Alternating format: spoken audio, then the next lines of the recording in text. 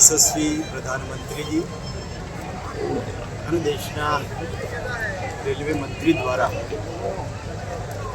41,000 કરોડની પરિયોજનાઓ આજે લોકાર્પણ કરવાના છે ત્યારે ગોધરા મુકામે અમૃત ભારત રેલવે સ્ટેશનના માધ્યમથી રેલવે સ્ટેશનમાં આજે LC4 અને 51 દ્વારા અને રેલવેના આધુનિકરણ દ્વારા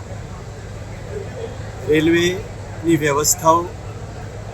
ખાસ કરીને દિવ્યાંગજનો માટે સિનિયર સિટીઝનોનો પણ ખ્યાલ રાખ્યો છે. વર્ષો જૂની માગણીઓ ગોધરા શહેરની જનતાને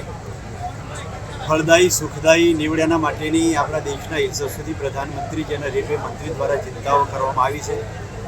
આ તબક્કે હું પોતે રાજ્ય સરકાર અને કેન્દ્ર સરકારનો પણ ખૂબ ખૂબ આભાર માનું છું કે ગોધરામાં દેશમાં જ્યારે